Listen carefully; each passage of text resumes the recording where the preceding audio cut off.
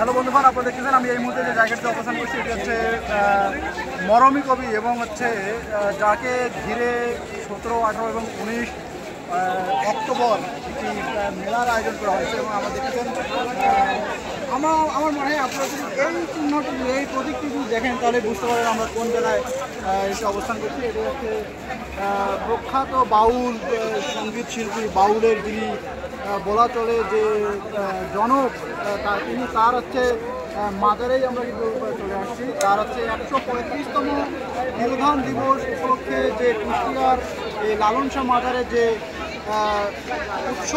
উৎসবের আমেজ যে তৈরি হয়েছে সেখানে আমরা দর্শনার্থী হিসেবে আসছি। আমি এবং আমার বন্ধু কিছুক্ষণ আগেই আমরা এখানে এসেছি। এখানে এসে আমি যা উপলব্ধি করলাম যে মানুষ কতটা লালন প্রেমী এবং হচ্ছে তারা লালন প্রেমী।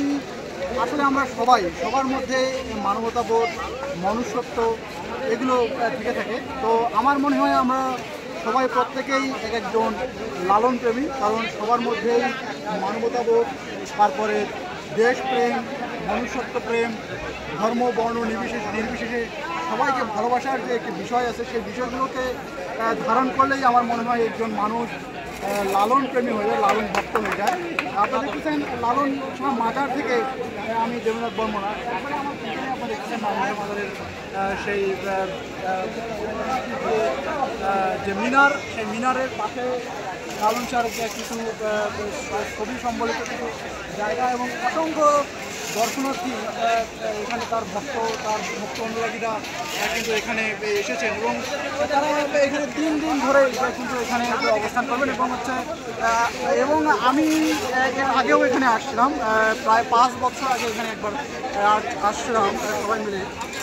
তো তখন আমি দেখছিলাম যে তখনও কিন্তু যে উৎসব ছাড়াও কিন্তু এখানে মানুষ অবস্থান করেন এবং বিভিন্নভাবে লালন গীতি, ভক্তিমূলক গান পরিবেশন করেন। এখানে যে মানব সেবা, যে মানবতা যে একটি বিষয়, সেই বিষয়টিকে প্রচার করার লক্ষ্যেই কিন্তু এখানে কুষ্টিয়া জেলা প্রশাসক থেকে শুরু করে বিভিন্ন আইন শৃঙ্খলা রক্ষাকারী বাহিনী কিন্তু এখানে তৎপর রয়েছেন এবং এই বিষয়টিকে সারা পৃথিবীতে ছড়িয়ে দেওয়ার জন্যই কিন্তু তারা এত ধরনের যে শান্তিপূর্ণ যে সহাবস্থান এবং সুন্দরভাবে প্রশাসনিক ব্যবস্থাগুলো কিন্তু তারা দেখভাল করতেছেন। তো এই নিয়েই আমার কাছে সর্বশেষ।